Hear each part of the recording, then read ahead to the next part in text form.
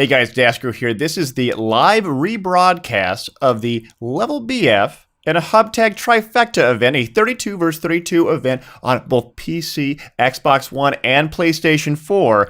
This is the first of 4 rounds on PlayStation 4, starting with Propaganda. I'm joined with Lachlan Cotter as my co-caster. This event was put together by Level BF and a Hub Tag. It was sponsored by Origin, Elgato, Jerky XP, and of course, Trinity Games and Astros always support us as well. Hope you guys enjoy.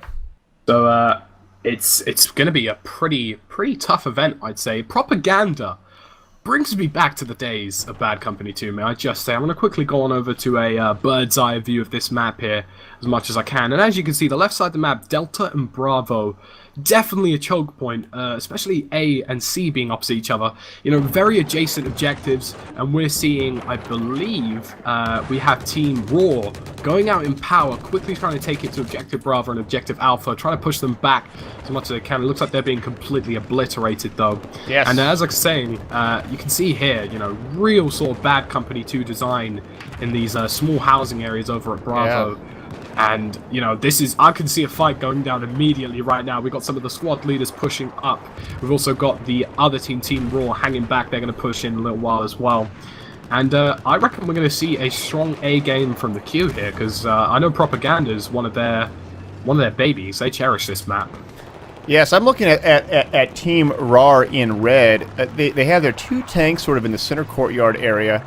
And thinking, well, do we push Bravo or do we just sort of wait it out? I don't know how I feel about these 2 tanks pushing around the backside of Alpha. It only takes a few of the Team Invisible blue guys to be able to take up back on Alpha with engineers and take them out, but we'll see. Yeah, I mean, I reckon from what I reckon for the Team Raw tactics, I can see them trying to go for more of a pinch kind of tactic. I think we're going to see Team Invisible. They're going to play some sort of lockdown group work, as you can see over now at Charlie. They are really grouping up together. The Blueberries are out in force, and you're going to see sort of Team Raw kind of go for the flank route, see if they can pinch up objectives where they're not, you know, sort of well defended. We're seeing it right now. Objective Bravo.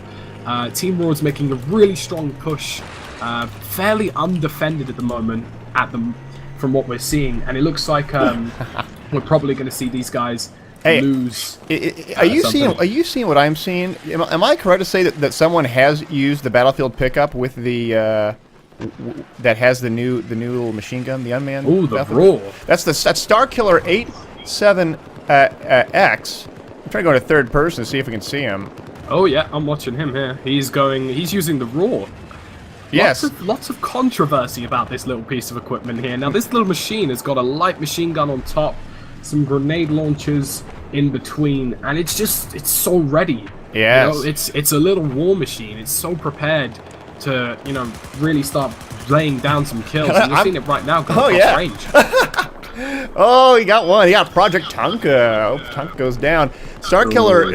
One thing I really like about this this particular weapon is that the automatic grenade launcher on it, it doesn't have a lot of ammunition, but man, if you can get some good shots on it, you can aim right on that, boy, you're going to do a lot of damage. You're going to do a ton of damage. So the splash damage on these grenade launchers are actually pretty powerful as well. And at the moment, we're seeing dead-on even game here. 810 to 806. But this is going to burn down really well. I reckon this is going to be a great game. Really tight game that we're going to see here. And of course, we got the train coming in. Uh-oh. And the Raw has just avoided the train. It looks like it's about to get squished. What's along here? Oh, train's going by. I do see that there was one tank on Team Raw that was sort of pushing back, but has now retreated accordingly. Starkiller, though, still in that roar. What is that? What's the acronym for that? It's RAWR? RAWR, yeah. What does that stand for? What does it stand for? I think it's like remote activated. Weapon systems. Recon something. Oh, here it comes. I love it. Oh, man. Here comes the grenades. This is great. I mean, everybody just calls it the EOD bot's big brother, don't they? Yeah. It's the EOD bot's, you know, the tall, strong brother that he has in, you know, university. Yes, that's the what it is. university, bro. Hey, there is sort of a big push by Team Invisible in blue, trying to push up on a Delta. I'm watching this now unfold, and it looks like It looks like the Blues are going to be getting in here. Team Invisible has got quite a nice spread. We're only seeing about 2 to 3 members of Team Raw. It looks like they're going to fall back and lose this objective. And I've got to admit, I was expecting, you know, judging by the rosters, because obviously I hadn't seen what some of these clans that joined up, you know, what they were like. And we got the TMKL clan here.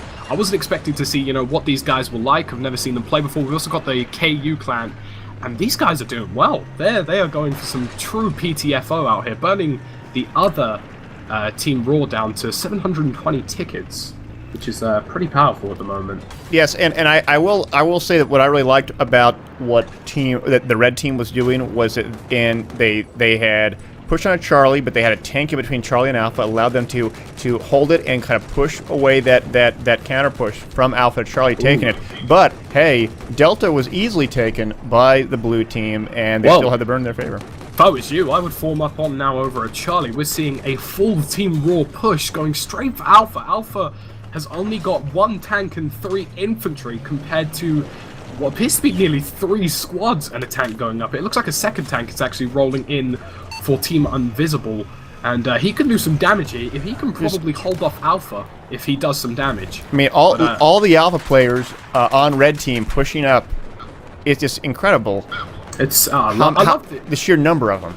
I just love the structure of these maps. The structure of these maps makes for some really great styled gameplay, and you know, it's the kind of gameplay here that you know, forms up some great infantry gameplay. And we're seeing Guns N' Roses 61 here. He's currently going 17-1 for the KU clan. Really? Wow. He is really ripping it out. Yeah, and he's not a vehicle, guys. He is in. Is that right, or is he or was he vehical? I don't think he was. I think he hopped into the vehicle at the start of the game, but he's been on foot with Scar H now. So, you know, pretty OP. But I'm also looking over here at General Taz, 10-0 in his tank. Monstrous score from him at the moment. Yeah, the one thing I'll say here is that as we now see that blue team is up by nearly 100 tickets. What they ended up doing was has the red team pushed up onto Alpha and took it quite handily. They just said, all right, I want to go Delta to Charlie, just flank around it, take Echo. I now have 4 cap, and while it seems like it's a round robin, the issue is that blue team's doing it better. Something is unfolding right now. The frontal offensive that we saw for Alpha is heading south here for Team Raw, the red team, because Team Invisible has now got them in a pinch between Alpha and Charlie. They're finishing off and practically executing the remainders of their team.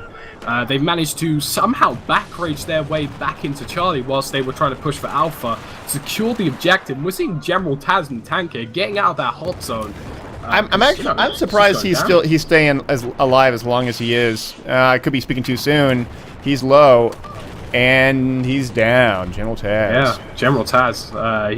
That puts him up to roughly 17-1. So you know, strong put from him at the start of the game, and it looks like Team Raw, in terms of KD, is just not putting up a good fight today. 22-30, 22-9. Golf Squad is their only real chance, including Alpha Squad, who is currently going featuring the Q team 43-23, which is pretty damn good.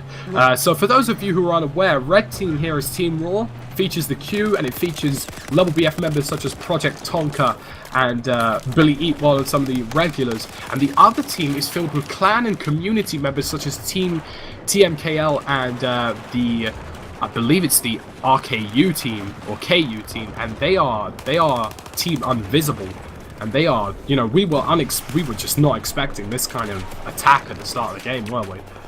No, we weren't. And if you check out the overhead map, sort of what the commander view looked like, you'll see that blue team, Team Invisible, is just sending tremendous number of guys all together from one point to the next. They have one squad going into Delta, but but everything else is just whereas red team is more spread out. They feel like they're just sort of moving a few squads here and there.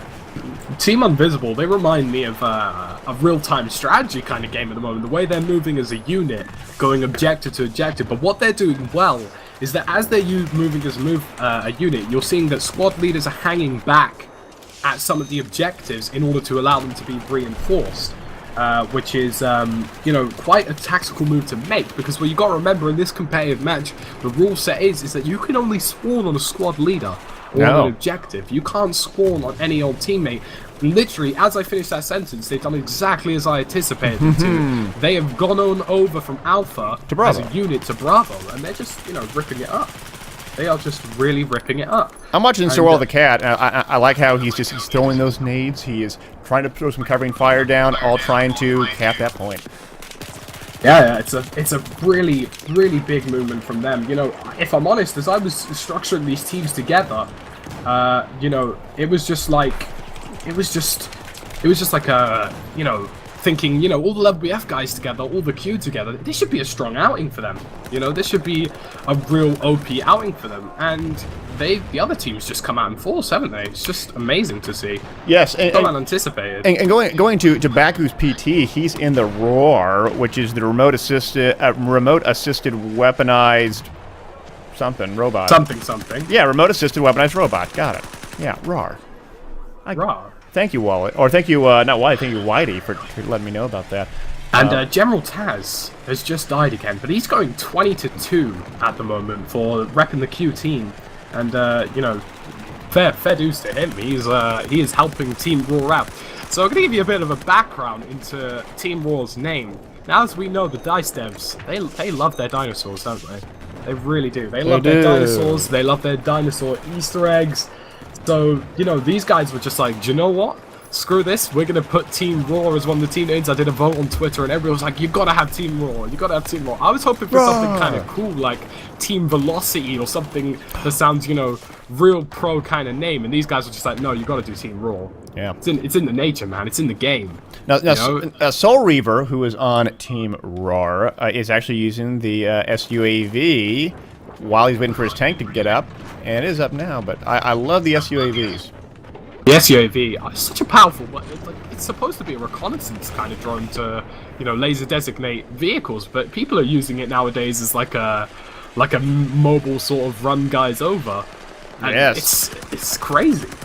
Yes. I like to see some UCAVs action. That'd be kind of cool. Some UCAVs. UCAV action would be good. Now, I know for a fact on normal, you know, some of the aerial drones on PlayStation here on the normal modes aren't relatively used, but when it comes to hardcore, I mean, it's UCAV more essential. And if I were Team Invisible right now, you know, if I were Team Raw more specifically, I would fall back to these objectives, start holding them in, see if we can retain some of these objectives, use your mortars, inflict some damage from aerial distance, and just, you know, start making these pushes. Because I'm moving on over to Bravo here, and the structure is just not there, you know?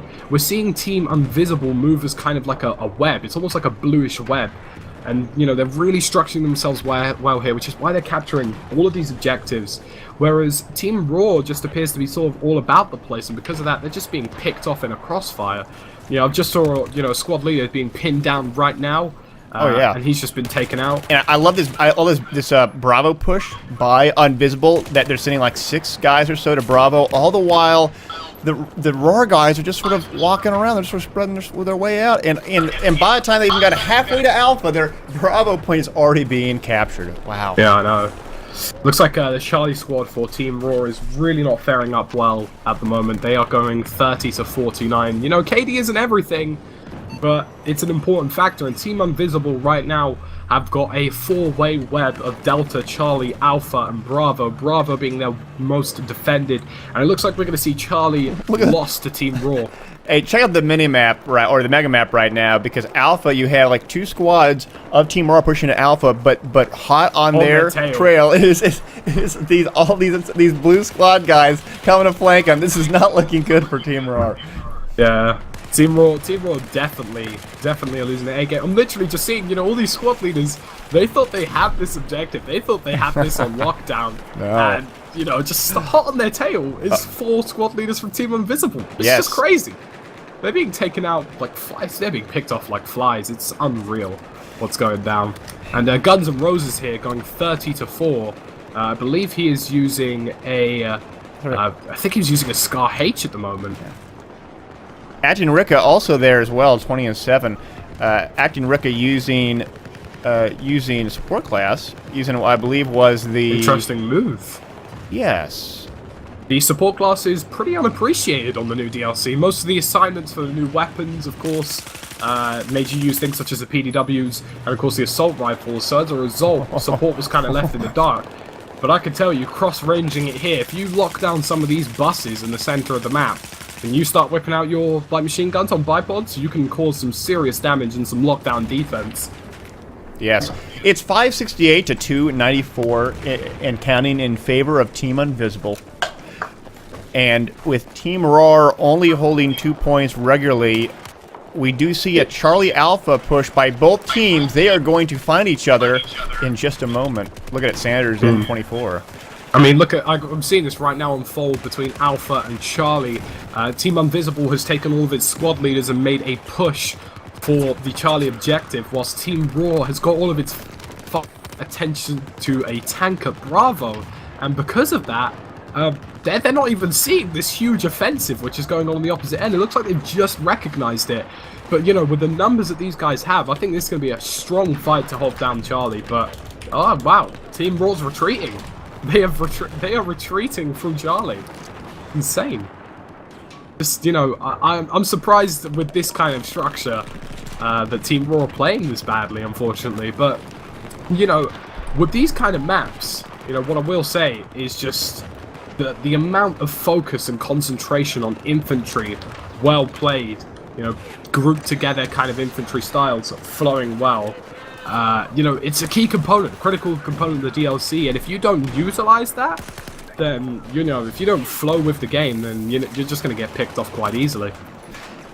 Yeah, I have to agree. Now, let's talk for a second. What could Team Roar do different here? What do you think they need to change in order to turn this around? Now, keep in mind they're down by over 300 tickets. That's not good. But what are your thoughts? The way I see it at the moment, if you look at Team Invisible, I'm at a top-down sort of view at the moment, and Team Invisible, they are moving this, if you can see the squad leaders, because bearing in mind you can only ever spawn on your squad leaders in these matches. Their squad leaders are well spread. At the moment we're seeing almost kind of like a net between Alpha, Bravo, and Delta. I see that. They're containing it. They're containing the objectives down at sea. So if I were Team Roar, what I would do is start moving in, start going for some of these flanks. The road between Delta and C is completely empty. Go down that road, start flanking in, and get a good spread of your squad leaders. Get your squad leaders to fan out and start capturing these objectives, but more importantly, retaining them for a long duration of time. There's no point capturing the objective if the tickets burn as they are right now. We saw them in the early parts of the game. You know, they were going pretty well. They were capturing a serious number of objectives, and they were doing really well because of that. And, you know, it just literally folded in a matter of minutes because they were being flanked and the web came out from Invisible, just holding down and locking down the objectives. So, you know, at the moment we're seeing a huge cluster of them in between Charlie and Alpha, but if I were them, I would probably say go back and defend Charlie and Alpha. You have left that exposed to Team Invisible. They're spreading out now, but, you know, C and E, there's no one there. That's for the taking. I do like how there's Q Squad is back raging on Bravo, but Ninja's in trouble. He does get taken out, but they still have a few more that are still on there as well. My suggestion to be for Team Roar would be I think that their vehicle play has actually been quite good. In fact, we're going to see a back rage of Soul Reaver by one of the Team Invisible's tanks. If he just looks to his left, there he is. Will he get that rear shot? He does. I mean, they are exhibiting great vehicle play. But what I would suggest they do is they capitalize on that. If they put a one tank on defensive on Charlie, one tank on defensive on Delta, and said, hey, we're going to assign 4 engineers to repair the shit out of you, I think these tanks could stay up and stay up for a long time. They could put those points on lockdown, which means that they could then put all their infantry focus onto just one point, onto just Charlie, onto just Bravo, onto just Alpha. Out to Starkiller A7X. I don't believe he's actually in a squad at the moment, but the dude just ripped. I think that was like nearly 7 people with C4 there. I have no idea what he just did, but whatever he did, it was successful. Way to go, Starkiller. You know, General Taz, I think he's a good player to have a look at for what Team Roar should be trying their best to do. Salty here, unfortunately, is kind of down in the dumps here. He is holding off this small truck, and he's going to get taken out here easily by opposing infantry. But you know, by the looks of things, General Taz, at the start of the game, he was using his tank to lock down the center of the map, and that was important. That was an important thing for him to do. Unfortunately, the reinforcement just never came for him. And, you know, as a result, he got sort of, you know, left and, you know, just left to fend for himself. But I think if they start using their vehicle play to the advantage that they have at the start of the game, they can make a bit of a difference. Yeah, and in fact, Team Aurora does have, right now, 3 of the cap points. They're pushing a little bit on a Delta, but boy, their Echo and Charlie points are a little vulnerable. There's really no one defending it. If any of the Team and Invisible players push on a Charlie and an Echo, they'll take it. Yeah, I mean, you know, the thing that I love about these maps is just the infantry-centric gameplay. And right now, I'm watching Sir Walter the Cat from BF Portal. He's repping the BF Portal clan. He is currently in the midst of a huge frontal offensive from Team Raw to defend Alpha. And Team Invisible, oh dude, you got to get on over to Alpha right now. This is unfolding. We are seeing Team Invisible and Team Raw going at it. And it looks like Invisible is about to bring in 2 tanks off the corner. There's so many players on Alpha Point. I tell you, as somebody who casts games, it is a pleasure to cast maps like this. They just make for really good games, especially some of the players we got on board right now. It's making for a really good game. And you know, it looks like Team Raw is forgetting that they have 2 tanks on the edge of the map here. They're all clustering over to Bravo. But there are 2 MBTs who are just sitting on the edge of Alpha, and as soon as they leave that objective, they're just going to sweep right on in and take it. Unfortunate timing from them at the moment. Yes, so it's 311 to 46 in favor of Team Invisible. If RAR can grab something, they may be able to have a chance, but boy, the attrition is just so great right now. Even if they were able to get a 4 cap here, yeah, they're just dying too much. There's just too many bodies on the map to target-rich environment. That's all it is, guys. Yeah. So I'm watching the queue right now. So well done to them. They've racked up 129 kills as a collective. Wow. Sunny here. Sunny is rocking the MPX, and I do believe, if I am correct, there is somebody here working with the Q team today. Salty Frags, he is 2nd in the world with the MPX, and he is working alongside a teammate in another squad who is 1st in the world by 2,000 kills ahead of him. So, wow. You know, MPX OP, you know, these guys love that gun. I love that gun as well. You know, it's the only PDW that I would take into a Conquest game, and that wraps that up. Team Invisible burning to 286 tickets to 0. Crazy game.